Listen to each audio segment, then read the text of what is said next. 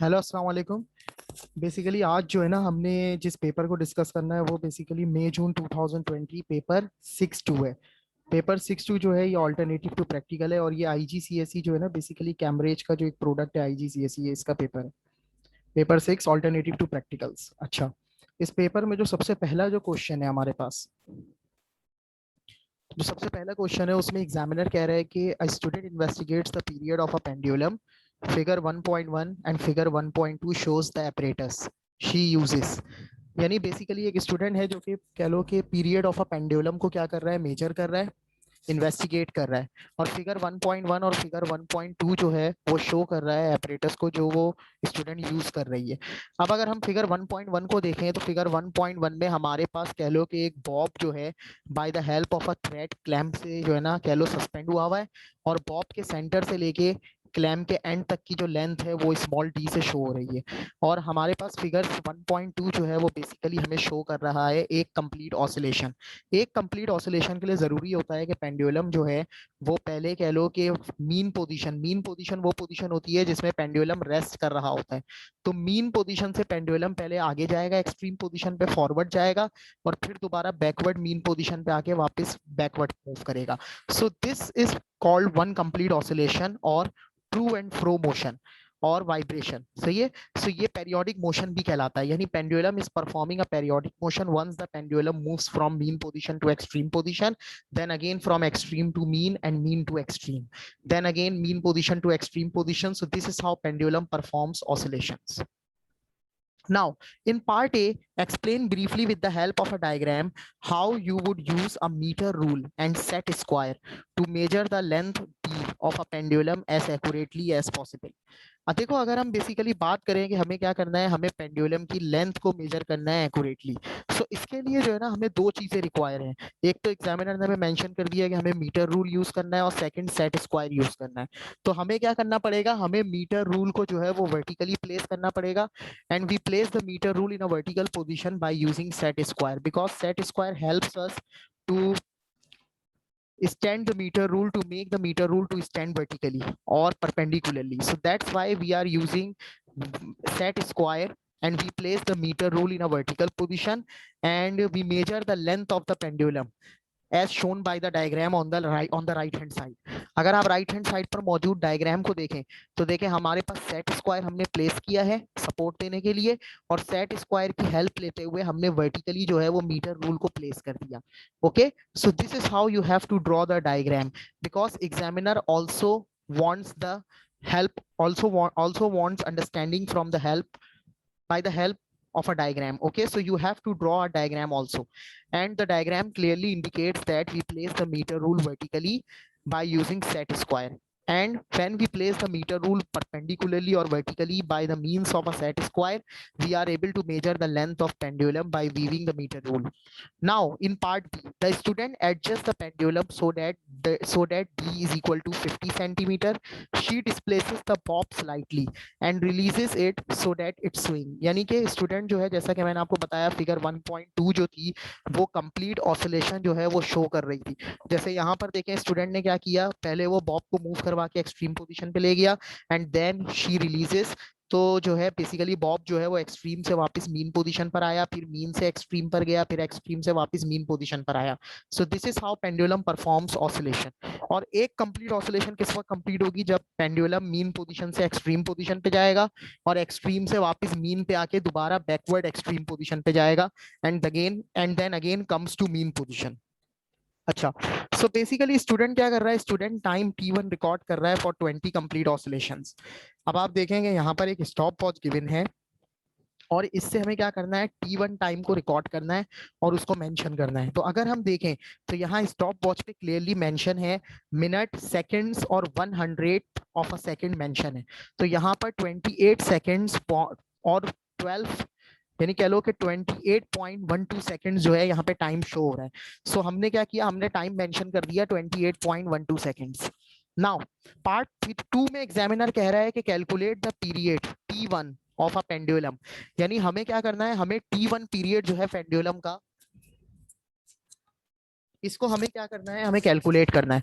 अब ये जो पेंडुलम का पीरियड T1 है, जब हम इसे कैलकुलेट करेंगे तो इसमें एग्जामिनर ने आके एक और डिटेल मेंशन कर दी। एग्जामिनर ने ये भी लिख दिया कि the period is the time for one complete oscillation, यानी कि एक कंप्लीट ऑसिलेशन का टाइम जो है वो क्या कहलाता है, पीरियड कहलाता है, जिसे हम T1 से डिनोट कर रहे हैं।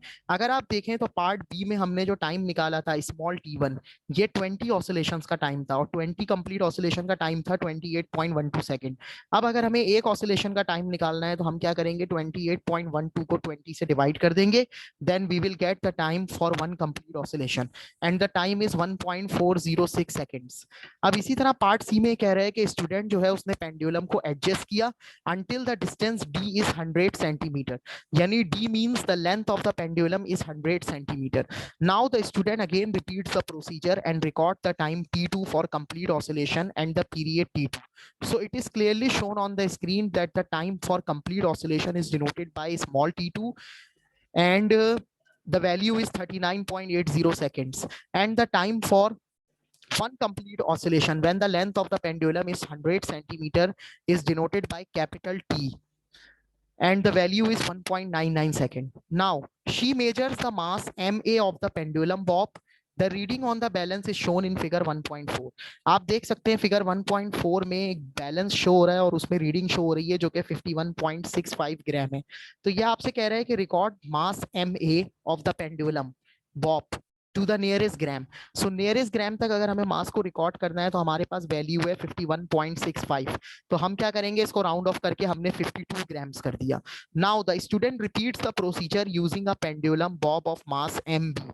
अब आप देखें कि स्टूडेंट ने मास जो था पेंडुलम का, यानी एक दूसरा पेंडुलम यूज किया जिसका मास था 109 ग्राम और स्टूडेंट ने ये रिजल्ट्स लिए, यानी उसने पेंडुलम की लेंथ जो है वो 50 सेंटीमीटर रखी, तो जो एक ऑसिलेशन का टाइम आया वो 1.39 सेकंड्स आ गया।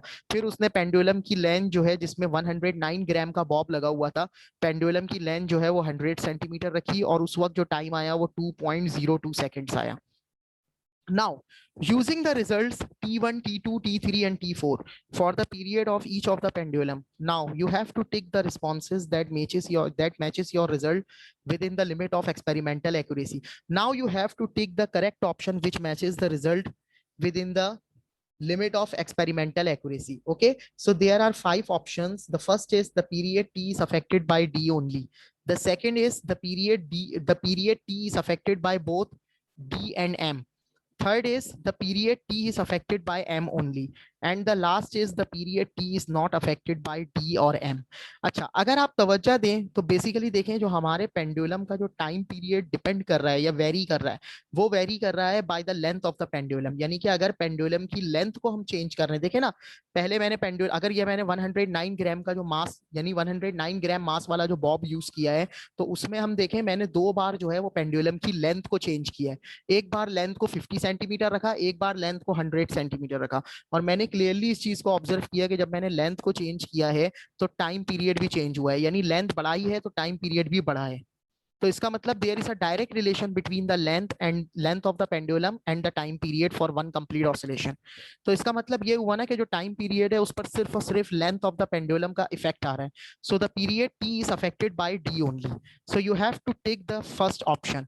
Now part 2, justify your answer to D1 by reference to the result. अब आपको रेफरेंस प्रोवाइड करना है रिजल्ट से। तो आपको मैंने अभी बताया कि अगर हम रिजल्ट देखें तो रिजल्ट में ये चीज क्लियरली शो हो रही है कि जब हम डी को इंक्रीज कर रहे हैं तो टाइम पीरियड भी इंक्रीज हो रहा है। So you have to write this as D increases, T also increases.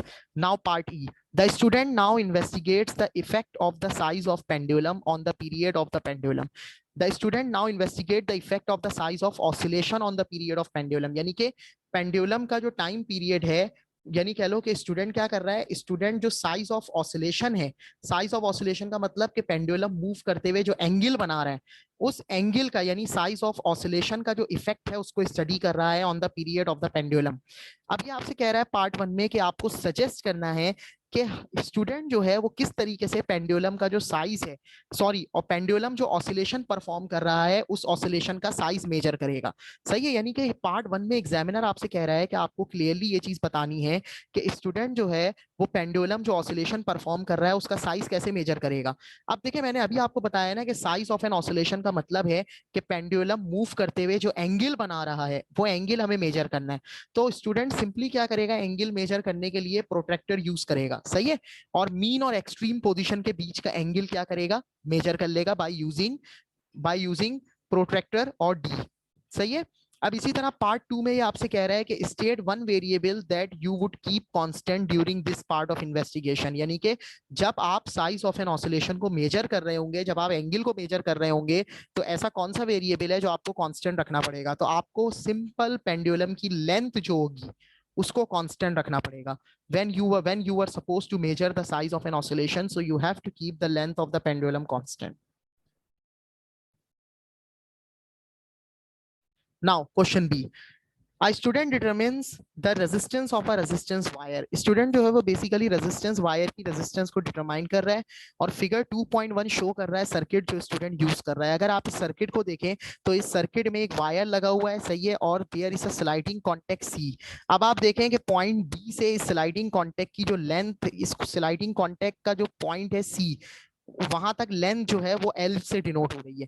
अब यानी हम सब ने ये जानते हैं कि बेसिकली जो पोटेंशियोमीटर होता है उसमें जो है रेजिस्टेंस डिपेंड करती है लेंथ पर, क्योंकि रेजिस्टेंस जो है वो लेंथ के डायरेक्टली प्रोपोर्शनल होती है। अब जैसे जैसे स्लाइडिंग कॉन्टेक्ट सी का बी से डिस्टेंस यानी कि लेंथ इंक्रीज होगी, वायर यानी कि लेंथ इंक्रीज होगी, स्लाइडिंग कॉन्टेक्ट को जैसे जैसे हम away from the B move करेंगे तो लेंथ क्या होगी, इंक्रीज होगी, और जब लेंथ इंक्रीज होगी तो रेजिस्टेंस भी क्या होगी, इंक्रीज होगी। तो पार्ट ए में ये कह रहा है कि the student places the sliding contact C on the resistance wire at a distance L is equal to 10 centimetre from B, यानी बी से 10 सेंटीमीटर पर स्टूडेंट ने क्या करा, स्लाइडिंग कॉन्टेक्ट सी को प्लेस कर दिया। अब रिकॉर्ड कर यानी कह लो स्टूडेंट ने रिकॉर्ड किया और टेबल 2.1 की जो फर्स्ट रॉ है, सही है, उसमें बेसिकली कह लो कि स्टूडेंट ने लेंथ को रिकॉर्ड करा और बेसिकली क्या किया कि जो पोटेंशियल डिफरेंस था अक्रॉस द लेंथ उसको मेजर करके रिकॉर्ड किया, सही है, और जो करंट है उसको भी स्टूडेंट ने क्या करा, रिकॉर्ड करा और टेबल 2.1 बना लिया as showing on the screen. आप देखें यहाँ पे दो चीजें शो हो रही हैं, दो मीटर शो हो रहे हैं, वोल्ट मीटर और एम मीटर। अब एग्जामिनर आपसे कह रहा है कि जो फर्स्ट रॉ है ना टेबल 2.1 की, उसमें जो करंट है सर्किट में हमें उसको रिकॉर्ड करना है। तो आप देखें एम मीटर जो वैल्यू शो कर रहा है वो कितनी शो कर रहा है, 0.28 शो कर रहा है एम मीटर रीडिंग। तो हमने क्या किया, एम मीटर की जगह पर उसकी रीडिंग को लिख दिया। इसी तरह हमने वोल्ट मीटर की जो रीडिंग है वो भी रिकॉर्ड करी 0.2 और उसको भी मेंशन कर दिया। अब ये कह रहा है कि complete the column headings in table 2.1। तो अब हमें क्या करना है, कॉलम हेडिंग्स को रिकॉर्ड यानी कह लो लिखना है। तो कॉलम हेडिंग क्या होगी, लेंथ जो है ये हम मेजर करते हैं सेंटीमीटर में, तो हमने सेंटीमीटर लिख दिया क्योंकि अपने इस एक्सपेरिमेंट में हम सेंटीमीटर में लेंथ को मेजर कर रहे हैं। वो पोटेंशियल डिफरेंस का ऐसा यूनिट वोल्ट होता है तो हमने वोल्ट लिख दिया, करंट का ऐसा यूनिट एम्पेयर होता है तो हमने एम्पेयर लिख दिया। Now, the student repeats the procedure using L is equal to 30 centimeter, 50 centimeter, 70 centimeter and 90 centimeter। यानी स्टूडेंट ने 30 सेंटीमीटर, 50 सेंटीमीटर, 70 सेंटीमीटर और 90 सेंटीमीटर इन डिफरेंट लेंथ पर क्या किया, अपने एक्सपेरिमेंट को रिपीट किया और टेबल जो है वो 2.1 उसने बनाया, जैसा कि आपको शो हो रहा है, ये स्क्रीन पे शो हो रहा है टेबल। अब स्टूडेंट, अब टीचर एग्जामिनर आपसे कह रहा है कि you have to plot a graph of potential difference against length of the pendulum, against length of the wire. अब इसने बता दिया कि पोटेंशियल डिफरेंस को आपने वाई एक्सिस पे रखना है और लेंथ को आपने एक्स एक्सिस पे रखना है, और आपका जो ओरिजिन है यानी कि बोथ एक्सिस जीरो, यानी कह लो बोथ एक्सिस ओरिजिन से स्टार्ट होने चाहिए। तो हमने दोनों एक्सिस ओरिजिन से स्टार्ट करे और हमने तमाम पॉइंट्स प्लॉट कर लिए जो कि डॉट से स्क्रीन पे शो हो रहे हैं, and we have to draw a straight line. तो हमने जब line of best fit draw करी, सो हमने इस तरीके से line of best fit draw करी जैसे कि स्क्रीन पे आपको शो हो रहा है।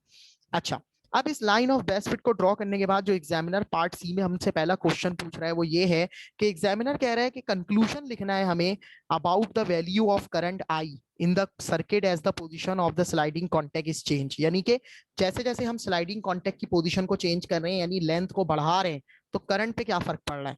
देखो अगर बच्चों हम टेबल देखें तो हम टेबल में ये देख रहे हैं कि करंट की जो वैल्यू है वो इंक्रीज और डिक्रीज हो रही है, यानी कि जब हम लेंथ को बढ़ा रहे हैं तो करंट की वैल्यू देखो पहले 0.28 से बढ़कर 0.3 हुई, फिर 0.3 से डिक्रीज होकर 0.27 हो गई, फिर बढ़ गई 0.28 हो गई, एंड देन अगेन इंक्रीज होकर 0.29 हो गई। तो इसका मतलब ये हुआ कि हम आंसर में यही लिखेंगे the value of the current increases और डिक्रीजेस।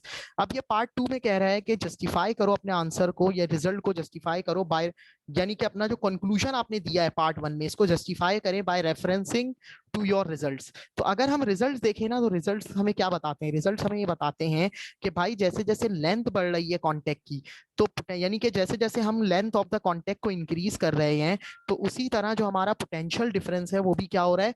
पोटेंशियल डिफरेंस भी इंक्रीज हो रहा है। क्लियर हो गई बात? अब पार्ट डी में एग्जामिनर आपसे कह रहा है कि you have to use the graph, यानी कि ग्राफ को यूज करके आपको पोटेंशियल डिफरेंस को डिटरमिन करना है जब लेंथ क्या है? 60 सेंटीमीटर है। तो आपने सिंपल क्या किया? 60 सेंटीमीटर पर आपने क्या किया? अपनी लाइन को ड्रॉ करके जिस पॉइंट को हासिल कर लिया जो ग्राफ पर मौजूद है। And when you achieve the point, so you have to read the corresponding value on the Y axis. Y axis पर आपने इस पॉइंट के करस्पॉन्डिंग वैल्यू रीड करी, जो कि आ रही है 1.4। तो आपका VL कितना हो गया? 1.4 हो गया। Now question number 3। Question number 3 में एग्जामिनर कह रहा है कि स्टूडेंट क्या कर रहा है? थर्मल प्रॉपर्टीज ऑफ सैंड और वाटर को इन्वेस्टिगेट कर रहा है। And a student uses an apparatus which is showing in figure 3.1. Now the apparatus is, there is a clamp placing on a bench and a beaker is placed on a bench, and a thermometer a thermometer is dipped in the beaker, and the thermometer is suspended by the help of a clamp. Now part A, the thermometer in figure 3.2 shows the room temperature theta s at the beginning of the experiment. Record theta s. तो आपको theta s को record करना है, तो आपको जो scale given है आप उसे रीड करेंगे। तो रीड करेंगे तो हमारी वैल्यू आ रही है 23 degree centigrade. Now the student is supplied with hot water at a temperature theta H. Theta H जो है वो हॉट वाटर का टेम्परेचर था। स्टूडेंट को ये हॉट वाटर दिया गया और इस हॉट वाटर का टेम्परेचर रिकॉर्ड कर लिया गया। तो थीटा एच यानी कि हॉट वाटर की वैल्यू थी 84 डिग्री सेंटीग्रेड। अब ये कह रहा है कि स्टूडेंट ने 100 cm क्यूब हॉट वाटर जो है वो पोर किया बीकर के अंदर, और बीकर में सैंड मौजूद थी पहले से। अच्छा, इनिशियली सैंड जो है वो रूम टेम्परेचर पर थी। तो स्टूडेंट ने हाईएस्ट टेम्परेचर थीटा एम जो है मिक्सचर का, जो हाईएस्ट टेम्परेचर है वो मेजर कर लिया, और वो हाईएस्ट टेम्परेचर कितना है? 70 डिग्री सेंटीग्रेड। अब ये आपसे कह रहा है एग्जामिनर पार्ट 1 में कि आपको राइज इन टेम्परेचर यानी कि थीटा आर जो है सैंड का, यानी कि सैंड का जो टेम्परेचर राइज हुआ है जिसे हम थीटा आर से शो कर रहे हैं, उसे कैलकुलेट करना है बाय यूजिंग एन इक्वेशन। और इक्वेशन क्या है जो हम यूज करेंगे? वो है theta M minus theta S. तो आपने 70 में से 23 को माइनस कर दिया, so you will get a value which is 47 degree centigrade.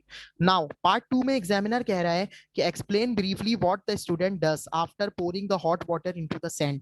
यानी सैंड में हॉट वाटर को डालने के बाद, पोर करने के बाद स्टूडेंट ने क्या किया, and before taking the temperature in order to obtain a reliable result for theta M. यानी कि थीटा एम यानी कि highest temperature of the mixture को रिकॉर्ड करते वक्त स्टूडेंट ने बेसिकली कह लो कि टेम्परेचर की रीडिंग लेने से पहले, यानी कि हॉट वाटर को सैंड में डालने के बाद ऐसा क्या किया जिसकी वजह से बहुत ही ज्यादा रिलायबल और एक्यूरेट वैल्यू आ जाए highest temperature of the mixture यानी कि थीटा एम की। तो याद रखना स्टूडेंट क्या करेगा, देखो इनिशियली बीकर में सैंड मौजूद है। When the student pours hot water in the beaker, so the first thing student performs is to stir the solution. Student क्या करेगा? स्टायरिंग करेगा, सही है, पानी की, ताकि जो सैंड है वो क्या हो जाए? पानी में मिक्स होना शुरू हो जाए। सैंड जबकि पानी में सॉल्युबल नहीं होती है, लेकिन पानी में कह लो कि मिक्स होना शुरू होगी सैंड। मिक्स होने का मतलब है कि पानी में मूव करना शुरू करेंगे सैंड के पार्टिकल, यानी बेस में सेटल होने के बजाय सैंड के पार्टिकल्स पानी में मूव करना शुरू करेंगे। So you have to write down the answer which is stir the mixture in the beaker. अब इसी तरह पार्ट 3 में आपसे कह रहा है कि calculate the fall in temperature theta F of hot water using the equation theta H minus theta M. So theta M था हमारे पास, बेसिकली थीटा एच 84 था और थीटा एम 70 था। तो हमने जब 84 में से 70 को सब्ट्रैक्ट किया तो हमें वैल्यू मिल गई 14 डिग्री सेंटीग्रेड। अब ये आपसे कह रहा है कि calculate the ratio S using the equation theta r upon theta f. Give your answer to a suitable number of significant figure for this experiment. तो आपने क्या किया? थीटा आर की जो वैल्यू थी वो थी हमारे पास 47, उसको डिवाइड कर दिया 14 से थीटा एफ की वैल्यू से, और आपको जो है ना वैल्यू मिल गई एस की 3.35। अब इसी तरह कह रहे हैं पार्ट सी में कि स्टूडेंट ने 100 cm क्यूब हॉट वाटर जो है वो एक क्लीन बीकर में पोर किया, और कह लो कि उस बीकर को रूम टेम्परेचर पर रख दिया, और उसने हाईएस्ट टेम्परेचर जो है मिक्सचर का उसको रिकॉर्ड कर लिया थीटा एम, जो कि 49 डिग्री सेंटीग्रेड है। और अब ये कह रहा है कि स्टूडेंट ने क्या करा, rise in temperature theta R जो है ना, कोल्ड वाटर का जो राइज इन टेम्परेचर है, कोल्ड वाटर का जो टेम्परेचर राइज हुआ है उसको थीटा आर से शो कर रहे हैं। स्टूडेंट को वो कैलकुलेट करना है और उसके लिए इक्वेशन कौन सी यूज करनी है, theta R is equal to theta M minus theta S. और स्टूडेंट जो है वो रूम टेम्परेचर की वैल्यू जो पार्ट ए में उसने रिकॉर्ड करी थी ना, जो कि 23 है, स्टूडेंट इसको यूज करेगा थीटा एस की वैल्यू को। तो आप देखें थीटा एम यानी कि 49 में से जब 23 को माइनस किया तो आंसर आ गया 26 डिग्री सेंटीग्रेड।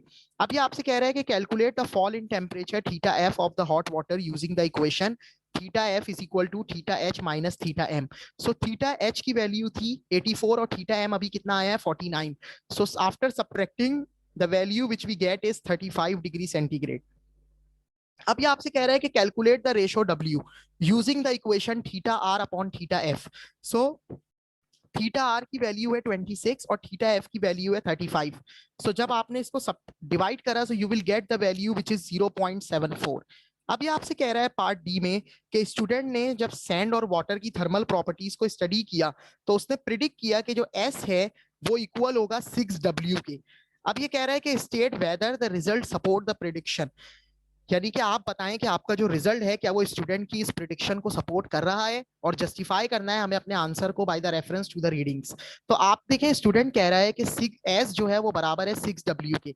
W की वैल्यू आई है 0.74। तो आपने क्या करा, जब 0.74 को 6 से मल्टीप्लाई करा तो आपकी वैल्यू आ रही है 4.44। तो आप देखें कि 3.35 और 4.44 यानी कि एस की वैल्यू में एक डिफरेंस है।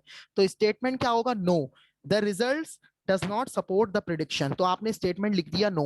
अब जस्टिफिकेशन क्या होगी भाई, जस्टिफिकेशन सिंपल सी है, हमारी जो स्टूडेंट ने जो प्रिडिक्शन की थी उस प्रिडिक्शन से निकाली हुई वैल्यू और हमने एक्सपेरिमेंट में जो कैलकुलेट किया बाय द फॉर्मूला, दोनों वैल्यूज में एस की क्या है, एक डिफरेंस एग्जिस्ट कर रहा है। सो आपने यही एक्सप्लेनेशन लिखनी है कि there is a difference between the value of S calculated by the formula and calculated by the prediction. अब इसी तरह ये आपसे कह रहा है कि suggest two temperatures that it would be sensible to keep constant when carrying out the experiment. अब देखें जब आप एक्सपेरिमेंट कैरी आउट कर रहे होंगे तो ऐसे कौन से दो वेरिएबल्स हैं या दो टेम्परेचर्स हैं जो हमें कांस्टेंट रखने पड़ेंगे। पहला होगा room temperature for fair comparison and for fair results. पहला तो होगा रूम टेम्परेचर और सेकंड होगा जो हॉट वाटर हम ले रहे हैं उसका टेम्परेचर। अब पार्ट एफ में ये आपसे कह रहा है कि the student measures the volume of dry sand using a measuring cylinder before carrying out the experiment, यानी कि एक्सपेरिमेंट कैरिंग आउट करने से पहले स्टूडेंट ने क्या किया, मेजरिंग सिलेंडर को यूज करके ड्राई सैंड का वॉल्यूम मेजर करा। अब आप टिक करें बॉक्सेस, उन बॉक्सेस को यानी कि जो शो कर रहे हैं प्रिकॉशन जो स्टूडेंट लेगा before in order to obtain an accurate reading, यानी कि एरर को अवॉइड करते हुए एक्यूरेट रीडिंग लेने के लिए स्टूडेंट जो प्रिकॉशंस लेगा वो प्रिकॉशंस क्या होंगी। तो देखो सबसे पहली जो प्रिकॉशन होगी वो ये होगी कि स्टूडेंट क्या करेगा, tap the measuring cylinder to make sure the top of the sand is horizontal. Student क्या करेगा, मेजरिंग सिलेंडर के ऊपर मेजरिंग सिलेंडर को टैप करेगा ताकि मेजरिंग सिलेंडर जो है उसको टैप करेगा ताकि वो इस चीज को मेक श्योर कर सके स्टूडेंट कि जो सैंड है, सैंड का जो लेवल है वो क्या हो, हॉरिजॉन्टल हो। सेकंड क्या करेगा स्टूडेंट, स्टूडेंट जो मेजरिंग सिलेंडर का स्केल है उसको राइट एंगल पर व्यू करेगा ताकि पैरेलैक्स एरर जो है उसको क्या किया जा सके, अवॉइड किया जा सके। अब पार्ट 4 क्वेश्चन नंबर 4 में आपसे कह रहा है कि a student investigates the bending of 1 metre length strip of different material, यानी कि स्टूडेंट के पास डिफरेंट मटेरियल्स की स्ट्रिप है और उनकी लेंथ 1 मीटर है और स्टूडेंट को क्या करना है, स्टूडेंट को कंपेयर करना है कि ये मटेरियल्स जो हैं जब इनके एक एंड पर मैं लोड लगाऊंगा, यानी कि जब इनको लोड करूंगा एक एंड से तो ये कितना बैंड होती है। अब उस आपने करना क्या है, आपने एक एक्सपेरिमेंट प्लान करना है स्टूडेंट के लिए ताकि वो इन्वेस्टिगेट कर सके कि कैसे कह लो कि मटेरियल यानी कह लो कि कौन सी स्ट्रिप है जो कह लो कि जिसमें ज्यादा बेंडिंग प्रोड्यूस हो रही है अगर आप स्ट्रिप के एक एंड पर लोड्स को क्या करें, हैंग करें तो। अब एपरेटस क्या गिवन है आपको, आपको एपरेटस गिवन है, स्ट्रिप्स गिवन है, वुड की, प्लास्टिक की, स्टील की, एल्युमिनियम की, और उन सब की लेंथ 1 मीटर है। आपको स्लॉटेड मासेस का सेट गिवन है, आपको मीटर रूल गिवन है और आपको क्लैंप स्टैंड गिवन है। अब ये कह रहा है कि अदर एपरेटस जो नॉर्मली अवेलेबल है स्कूल लेबोरेटरी में हम वो भी यूज कर सकते हैं। अब हमें कुछ पॉइंट्स यहाँ पर बताए हैं जो एक्सपेरिमेंट प्लान करते हुए हमें ध्यान रखना है। सबसे पहली चीज जिसका हमें ध्यान रखना है वो ये है कि जब हम एक्सपेरिमेंट को प्लान कर रहे हो तो हमें ये ड्रॉ करनी है डायग्राम जो कि अरेंजमेंट ऑफ द एपरेटस को शो करे। सेकंड थिंग जो हमें देखनी है वो ये कि हम ब्रीफली एक्सप्लेन करें कि स्टूडेंट इन्वेस्टिगेशन को कैसे कैरी आउट करेगा। और कौन कौन सी मेजरमेंट है जो लेगा। थर्ड थिंग जो हमने बताना है वो ये बताना है कि कौन से की वेरिएबल हैं जो कांस्टेंट रखे जाएंगे। फोर्थ जो हमने बताना है पॉइंट वो ये बताना है कि जब हम टेबल बनाएंगे तो उसमें कॉलम हेडिंग्स क्या होंगी। और जो लास्ट पॉइंट है वो ये है कि हम अपने कह लो के रिजल्ट्स को यूज करके कंक्लूजन को कैसे रीच करेंगे। अब देखें ये एक्सपेरिमेंट जो हमने प्लान करना है इसमें सबसे पहले डायग्राम इस तरीके से बनेगी, यानी कि जी क्लैंप होगा, उसमें आपने क्या किया, एक एंड पर स्ट्रिप लगाई, स्ट्रिप के जो अदर एंड है जो कि राइट साइड का एंड है उस पर आपने स्लॉटेड मासेस को हैंग किया। तो देखें स्ट्रिप जो है वो इस तरीके से बैंड कर जाएगी, और बैंड होने के बाद ये जो डिप्रेशन आ रहा है, ये जो लेंथ कह लो बेंडिंग जो लेंथ आ रही है, जो डिप्रेशन आ रहा है, इस डिप्रेशन को हम मीटर रूल को वर्टिकली प्लेस करके क्या करेंगे, इस डिप्रेशन को मेजर कर लेंगे। अब हम अब कह लो कि हमने एक्सपेरिमेंट में मेजरमेंट्स लेनी कैसे है, यानी एक्सपेरिमेंट कैसे परफॉर्म करना है। तो अब इसको आप वर्डिंग में लिख दें, यानी कि हम क्या करेंगे, एंड ऑफ द स्ट्रिप के near the end of the strip हम क्या करेंगे, लोड को ऐड करेंगे तो स्ट्रिप बैंड होगी, और जब स्ट्रिप बैंड होगी तो जो अमाउंट ऑफ डिप्रेशन होगा उसको हम मेजर करेंगे by placing metre rule near the end of the strip. और हम अपने इस एक्सपेरिमेंट को रिपीट करेंगे विद डिफरेंट स्ट्रिप्स, यानी कि डिफरेंट स्ट्रिप्स के साथ क्या करेंगे, इसको रिपीट करेंगे। हमें कौन कौन सी डिफरेंट स्ट्रिप्स कह लो कि अवेलेबल है, हमें वुड की अवेलेबल है, प्लास्टिक, स्टील और एल्युमिनियम की अवेलेबल है। तो हम यही सेम एक्सपेरिमेंट अगर बाकी की स्ट्रिप्स के साथ भी रिपीट करेंगे।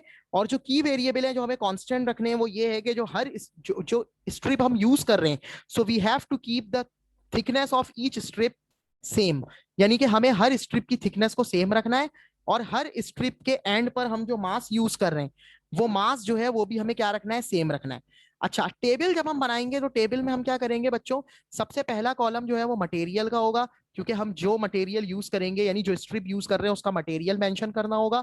और फिर हम जो लोड कह लो कि स्ट्रिप के एंड पर लोड कर रहे हैं, यानी जो मासिस को हम स्ट्रिप के एंड पर लोड कर रहे हैं वो मासिस को हमें क्या करना पड़ेगा, उन मासिस का वेट यानी हमें नोट करना पड़ेगा। तो मैंने यहाँ पे लोड लिख दिया, जो लोड हम हैंग करेंगे स्ट्रिप के एंड पर वो लोड को हम रिकॉर्ड करेंगे। और जो थर्ड होगा कॉलम वो होगा डिप्रेशन का, क्योंकि जब हम लोड को हैंग करेंगे स्ट्रिप के एंड पर तो स्ट्रिप बैंड करेगी, जब स्ट्रिप बैंड करेगी तो ये जो मीटर रूल के जरिए हम जो डिप्रेशन को मेजर करेंगे इस डिप्रेशन को भी हमें नोट करना होगा। तो लोड जो है इसका यूनिट होगा न्यूटन, डिप्रेशन का यूनिट होगा मीटर। अब हम रिजल्ट्स को कैसे कंक्लूड करेंगे बच्चों, देखो याद रखना, वो मटेरियल जो बहुत ज्यादा बेंड होगा विद द सेम लोड, वो मटेरियल जो है बहुत ज्यादा बेंडी होगा। यानी कि फर्ज करो आपने चारों स्ट्रिप्स पर 2 न्यूटन का जो कह लो कि लोड अप्लाई किया। अब 2 न्यूटन लोड पर चारों स्ट्रिप्स में से वो स्ट्रिप जिसमें डिप्रेशन ज्यादा होगा, इसका मतलब वो स्ट्रिप जो है वो ज्यादा बेंडी है। तो आपने क्या लिखना है, आपने यही लिखना है कि the strip with with more value for depression is the most bendy strip. या यूं लिख दो कि ऐसी strip, the strip that bends with that bends most with same load is most bendy. या आप ये लिख सकते हैं कि भाई आपने सिंपल बस ये बताना है कि वो स्ट्रिप जिसमें डिप्रेशन बहुत ज्यादा प्रोड्यूस होगा विद द सेम लोड वो ज्यादा बेंडी स्ट्रिप होगी। सो इस तरीके से आपने क्या करना है, अपने एक्सपेरिमेंट को प्लान करना है। सही है। और ये तकरीबन कह लें कि जो सवाल है ये तकरीबन 7 नंबर का सवाल आता है। तो इस तरीके से आपने अपने एक्सपेरिमेंट को प्लान करना है। आपने डायग्राम बना दी, आपने एक्सपेरिमेंट बता दिया कैसे परफॉर्म करना है, आपने की वेरिएबल्स बता दिया, आपने टेबल बता दिया कि कौन कौन सी कॉलम हेडिंग्स होंगी, और आपने कंक्लूजन बता दिया। कंक्लूजन क्या है भाई, वो स्ट्रिप जो सेम लोड पर ज्यादा बेंड होगी वो मोस्ट बेंडी स्ट्रिप होगी। तो यहाँ पे हमारा बेसिकली कह लो कि जो पेपर 4 है वो कंप्लीट होता है। So I hope you all will understand this paper 6 very well. Okay. So thank you.